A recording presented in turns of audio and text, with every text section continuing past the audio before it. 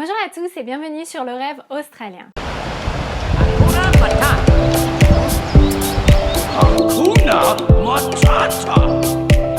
It means no worries.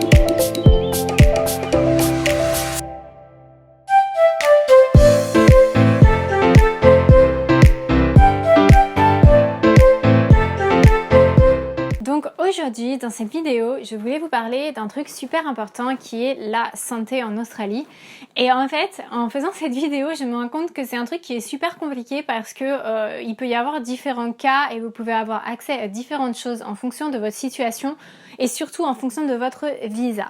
Donc je pense... Dans cette vidéo, je vais commencer un petit peu par les basiques en vous expliquant votre situation si vous venez en Australie dans le cas du Working Holiday Visa, donc du visa vacances-travail.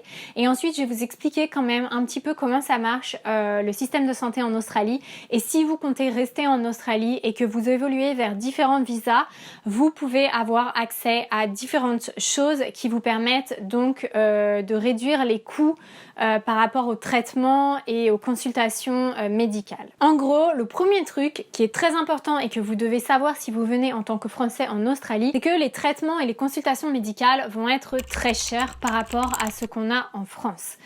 Alors, il y a un système de sécu en Australie, mais qui est réservé donc aux Australiens. Et si vous venez en tant que Français, vous n'avez pas accès à ce système. Alors, vous allez peut-être entendre quelques internationaux qui vous disent « Bah si, on a accès au système » parce que certains pays, comme les Anglais, ont accès au système de sécu australien qui s'appelle Medicare pendant 6 mois quand ils viennent sur un Working Holiday Visa. Et il y a quelques pays qui ont donc accès à ce système, mais à ce jour, la France n'a pas accès. Alors, je vais vous donner une petite idée des coûts de consultation médicale. Si par exemple vous êtes malade et que vous avez, je sais pas, une gastro, la grippe et que vous voulez consulter un médecin, ça va vous coûter entre 80 et 150 $ si vous allez dans un centre médical.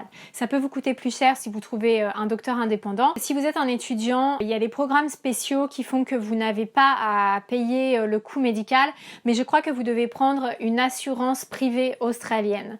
Je connais pas exactement ce cas, mais je sais que le cas des étudiants, donc si vous venez étudier en Australie, que ce soit en échange ou que ce soit juste en tant qu'étudiant international, il y a un programme spécial pour les étudiants. Donc c'est un petit peu différent des gens qui sont en Working Holiday Visa. Donc ça c'est bien sûr pour un truc que vous avez pas trop grave ou pas trop urgent. Mais si vous arrivez c'est quelque chose de très grave, si vous avez un accident, si vous avez besoin d'avoir une opération, vous serez pris en charge par l'hôpital public. Et donc là il y aura des coûts associés aussi très importants. C'est pour ça que c'est très très important si vous venez dans le cadre du visa vacances-travail de prendre une assurance santé.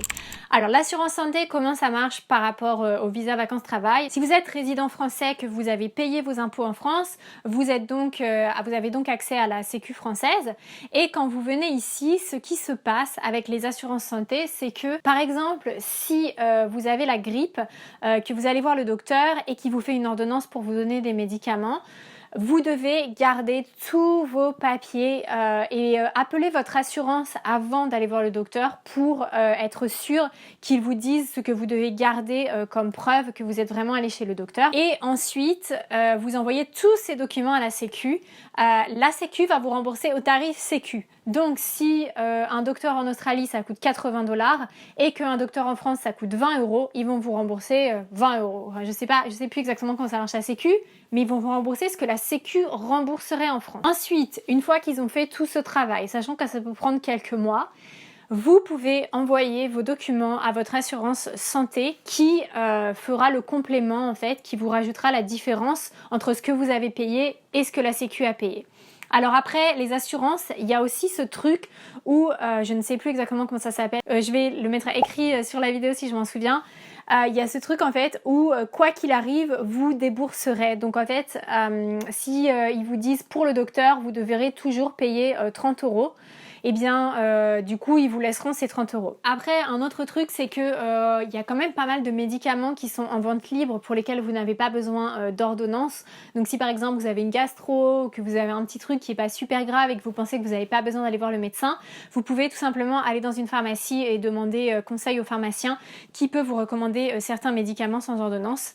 Et du coup, vous avez moins d'argent à dépenser. Par contre, faites attention parce que votre assurance ne va peut-être pas vous rembourser ces médicaments si vous n'avez pas d'ordonnance. Donc vous avez des pharmacies qui ressemblent complètement à des pharmacies comme on a en France, mais après il y a toutes ces pharmacies qui sont un peu comme des supermarchés et du coup souvent les médicaments sont moins chers. Donc il y en a une qui s'appelle Priceline et l'autre je me souviens jamais du nom, je crois que c'est Discount Warehouse. Donc voilà en gros la situation si vous venez en visa vacances-travail en Australie. Après par rapport au système de la sécurité australienne qui s'appelle Medicare, ce qui peut aussi vous concerner en tant que personne qui vient en visa vacances-travail, c'est que puisque vous n'avez pas accès à la sécurité australienne, quand vous allez payer vos impôts, faire votre tax return, ce qui est en fait souvent pour les internationaux un retour d'argent parce qu'on récupère ses taxes, vous n'avez pas à payer Medicare puisque vous n'y avez pas accès. Je crois que moi je paye à peu près 1500 ou 2000 $ par an pour Medicare. Donc si vous pouvez récupérer cet argent, c'est quand même beaucoup d'argent. Alors par rapport à Medicare, je voudrais juste vous expliquer très rapidement la situation si ça vous intéresse ou si vous comptez rester en Australie. Medicare, en gros, c'est quand même assez différent de la Sécu. Tous les services de base sont gratuits, comme aller chez le médecin, faire des prises de sang, faire des check-ups et ce genre de trucs. Mais par contre, si vous avez besoin d'avoir une opération ou si vous avez un truc un peu plus important comme être enceinte ou faire des IRM ou tout ce qui a à voir avec le dentaire, il n'y a rien par rapport au dentiste qui est gratuit en Australie. Donc dans ce cas, vous devrez débourser énormément d'argent.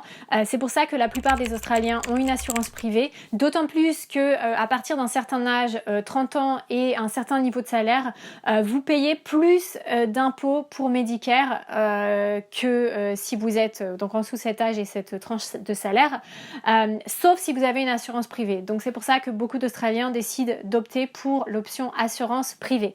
Alors bien sûr, c'est pas aussi pire, mauvais qu'aux États-Unis, mais par rapport à la France, il faut savoir que l'aspect médical, la santé, c'est beaucoup plus cher. Alors maintenant, petit point important, dans certains cas de visa, il y a des choses qu'il faut savoir.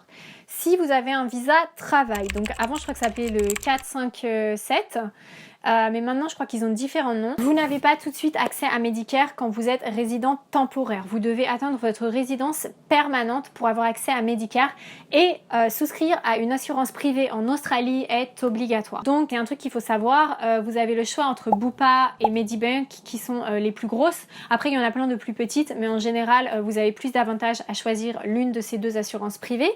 Moi personnellement j'ai choisi Medibank parce que j'avais juste un avantage par rapport à l'endroit où je travaillais, parce qu'en fait les grosses entreprises elles ont souvent des accords avec les assurances privées pour offrir des bénéfices à leurs employés. Alors je vais pas rentrer dans le détail des assurances privées parce que je sais que ça concerne pas la plupart d'entre vous, mais si ça vous intéresse dites-le moi, je peux vous en parler dans une autre vidéo. Un autre cas de visa qui pourrait concerner beaucoup d'entre vous, c'est par rapport au visa partenaire. Donc regardez bien vos conditions parce que vous pouvez ne pas avoir obtenu votre visa partenaire, être en visa donc on appelle bridge de transition, visa pont, je ne sais pas comment on dit, et en fait avoir quand même accès à Medicare. Donc consultez bien vos conditions parce que si vous êtes éligible à Medicare, ça veut dire que vous allez devoir payer Medicare.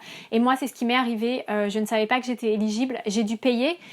Donc du coup par rapport à mes impôts et en fait je n'avais pas accès parce que je ne m'étais pas inscrite tout simplement parce que je ne savais pas que j'étais éligible. L'immigration et Medicare ne se parlent pas et personne ne me l'avait dit de manière explicite. Et bien voilà c'est tout, je pense que c'était une vidéo un petit peu plus courte et je savais pas trop comment l'organiser ou comment vous en parler et je me disais mais est-ce que je dois faire cette vidéo et je me dis bah si, faut que je la fasse parce que la santé c'est quand même hyper important. Si vous arrive un truc et que vous n'avez pas pris d'assurance privée, vous pouvez avoir à débourser énormément de votre poche et je pense que c'est super important que vous preniez une assurance privée quand vous êtes en France. Ça coûte pas super cher, ça coûte dans les 100 200 euros, peut-être un peu plus maintenant, la dernière fois que j'ai pris c'était ce prix là, mais 300 euros et franchement ça vaut vraiment le coup pour un an au cas où vous arrive le moindre petit truc et même pour les trucs un petit peu plus banals de la vie quand on a une gastro, une grippe et tout, vous pouvez aller chez le docteur et vous faire rembourser vos médicaments même si ça prend du temps avec la sécu tout ça. Je pense que c'est hyper important parce que c'est la santé, c'est votre vie. Donc je voulais vraiment vous parler de la santé en Australie. Je sais pas s'il y a des points qui manquent dans ma vidéo ou s'il y a des trucs que j'ai pas couverts. N'hésitez pas à me poser des questions si vous voulez voir d'autres vidéos sur ma chaîne. J'ai des vidéos un petit peu plus passionnantes peut-être que la santé santé, vous pouvez vous abonner à ma chaîne. Et puis si cette vidéo vous a plu, vous pouvez mettre un pouce en haut parce que ça soutient vraiment ma chaîne et ça permet à d'autres personnes de pouvoir découvrir cette vidéo et découvrir ma chaîne sur l'Australie s'ils veulent venir en Australie. Donc voilà, merci beaucoup d'avoir regardé cette vidéo et puis je vous dis à bientôt dans ma prochaine vidéo. Bye!